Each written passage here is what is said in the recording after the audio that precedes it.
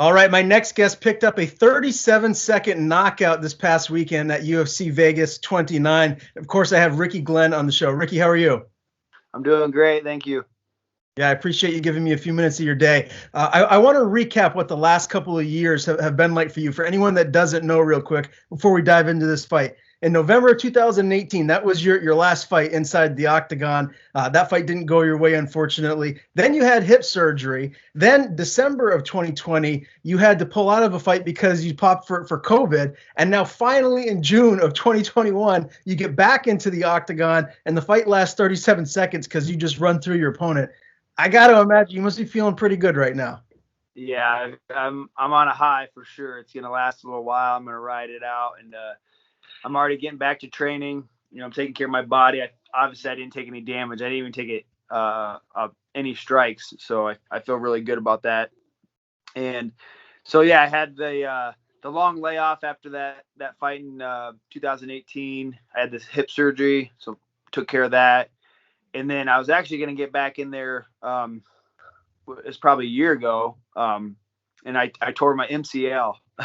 So I tore my MCL in training, just slipped on some sweat, and that bothered me for a while. So I was like, all right, we're going to have to push it back a little bit longer. And then got that fight in December.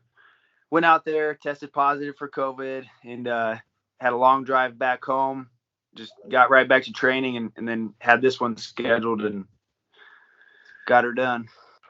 I got to imagine, man, you must have been very frustrated at certain points during this long wait to get back into the octagon. I mean, did you have some mental struggles trying to stay positive, or are you able to kind of, stick to, what you do day to day and just kind of keep the long-term goal in sight? Yeah, I kept the long goal in sight. I just try to own the day, and really I try not to think about that big goal and that end goal too much. I don't want to get hung up on that, but I try to own the day, and the days actually go by pretty quick now. We have a child, and so we're staying pretty busy with that and my training and some other things I'm working on. So the days go by quick, but it's like kind of a roller coaster. The first year went quick after recovery, and then it was like, dang, man, like, okay, this is going to be a little bit longer, because it took a full year to even get back to full MMA training. I thought it was going to come a lot quicker, but I just stayed positive. I knew it wasn't going to help me at all being negative or being sour about it. So luckily I stayed the course and worked on my weaknesses, and I had a really good performance, which I was anticipating, I guess, because I worked on my weaknesses, taking care of my body like I should, and it paid off. Yeah, no doubt about it. And I got to imagine too, the game plan was to be in there a little bit longer than 37 seconds. What did you feel like this fight with Silva was going to be like? Or am I wrong? Did you feel like maybe you were going to go in there and finish him quick? I was hoping to finish him quick. I always joke around, and friends and family, they're like, be safe, just knock him out with the first punch and don't take any damage or get hit. And that's pretty much what happened. I had to put a few more on him, but I was expected, I trained for championship fights, so I'm training hard, 3-round fights. I'm trying to be a faster starter. Obviously I need to be patient, not rush in, and he wanted to rip my head off. So he came in hard, and luckily I was able to read it and see it, and just boom, sit down on my cross and dropped him right off the bat. Yeah, and I know there was a lot of great performances on the night, but I mean, come on, Dana White should have given you the performance bonus. Shit, yeah, I thought for sure. Like, I think that's why I was so excited after the fight too. I just was like, all that time, all the time away, the things that leading up to my return, I just like the energy just came out and just exploded. It's like, and the two running through my head, I'm thinking like, performance bonus, that's 50 G's. It would have been the biggest payday of my career. And I kind of checked myself after finding out I didn't get the bonus, because I was kind of bummed about it, but the big thing is I was victorious and I'm healthy. Yeah, okay, for sure. Did you get a chance to talk to Dana or Mick or Sean or anybody afterwards to get some sort of I don't know. I don't want to say approval, but like, maybe some that they're going to throw you a bone or do something good for you here moving forward because you didn't get that bonus. Yeah, my managers were on it right away. I didn't see anyone fight night, but I did see Sean Shelby obviously at weigh-ins. Shook his hand, told him I was glad to be back, and I got a 4-fight a new deal. So that was my last fight on my contract. So they gave me sent me over a deal right away, and obviously I'm signing it, and so I extended my contract with them 4 more fights. That's fantastic. And are you one of them guys that really feeds off the energy of the crowd? Because, I've talked to a lot of fighters who were kind of indifferent, whether, during the COVID period, if they didn't have fans in the stands or if they had a packed arena. Like, how does that affect you come fight night? So with there being no crowd, I was pretty excited to see what it was like. And I figured I'd like it because I'd be able to hear my corner a little bit and his corner, although, they're speaking a different language, but I like to be able to hear both sides. And usually the crowd's just kind of white noise. It's fun to have them there, but I didn't think it'd matter. And it was cool to experience it while there was no crowd. And probably next time there will be. But either way, I just want to get in there and get it done. Yes, sir. And as far as afterwards go, man, did you just go back with your family, spend time there, or did you, go out with the team, maybe celebrate a little bit? What did you do to celebrate the big win? Yeah, we left right away and got a hotel on the Strip with my team. So I had 3 cornermen out there, and one of the guys, he's never flown before, never been to Vegas, never flown, and this was the original guy I had started MMA training with, Alan Hernandez. And he's been in the game for a long time. He's like my brother, a big brother, and it was cool to show him around. And Vegas was crazy, so it was the busiest I've ever seen it since, I think, because it opened up and everyone's just wanting to get out and do stuff. But we walked around a ton. We walked, for hours, and I think just from being so hyped up, like I'm pretty much jogging. We're jogging like down the Strip. We went around Fremont, saw some cover bands, tried to go check out the fight shop in Planet Hollywood, but they had moved. Didn't know about that, but missed out on that. But we did a bunch of walking, some sightseeing.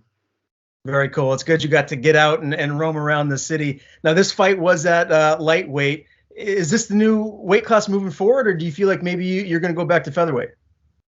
Yeah, this is my new weight class moving forward. I'll never go back to 45. My body's adjusted to a heavier weight, and I probably should have moved up years ago. I think it was 5 or 6 years ago. I think maybe even longer.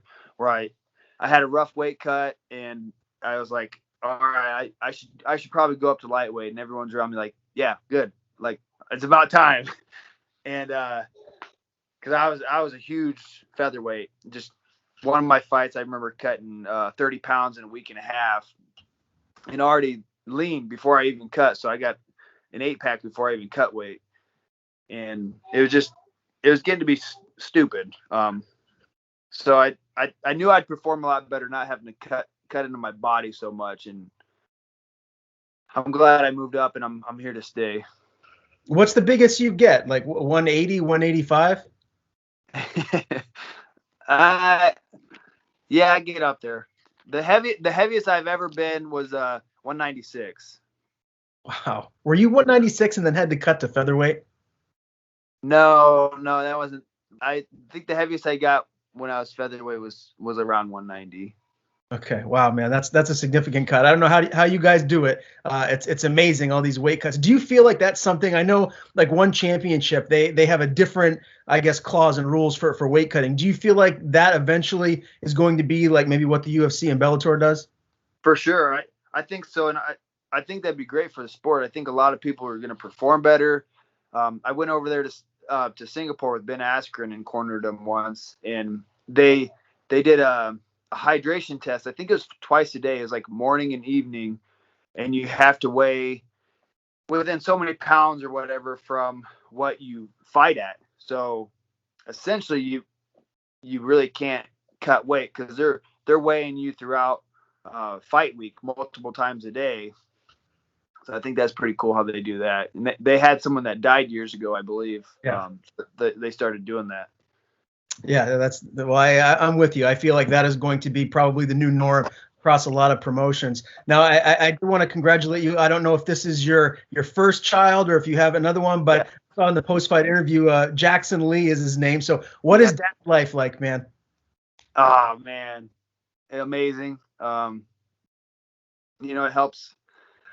Just gives us each, my wife, Jenny, and I, a new perspective on life and, a little more motivation. And I have a new like laser focus on where I'm going and what I'm doing. And we try not to waste our time with things that aren't, how do I say, like benefit us, or, we don't mess around with,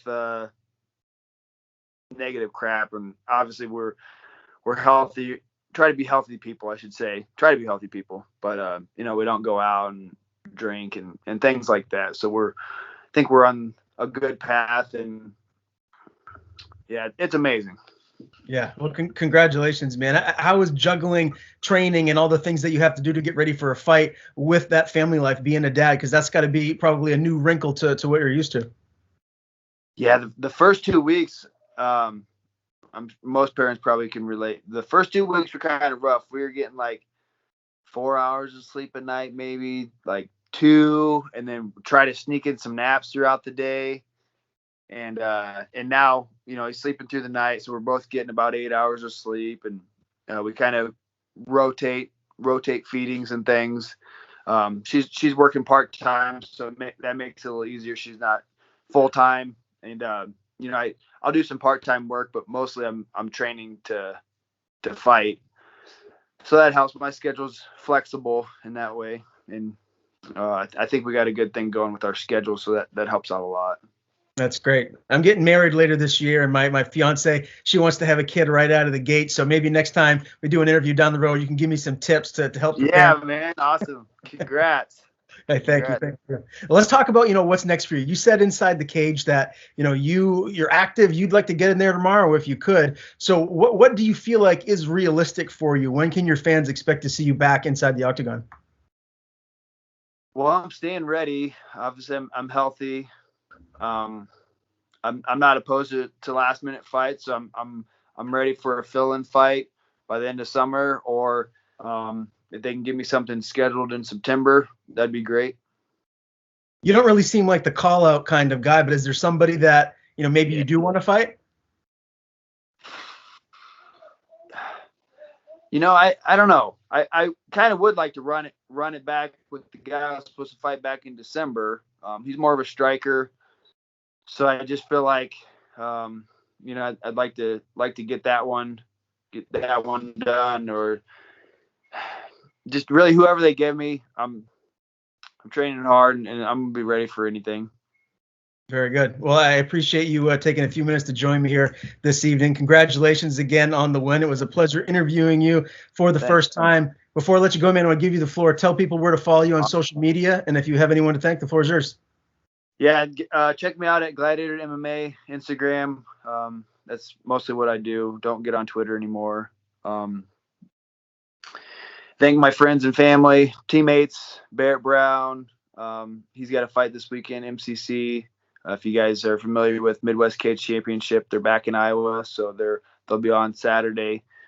My coaches, Vic, Tyler, Alan, Combat Corner, Living Yoga, Matthew, you're the man, and 7 Second Coaching. Check them out. And I think that's all I can remember for now. I know I'm forgetting one. Oh, Black Tire Bike Shop, our local bike shop. They're awesome. Thank you.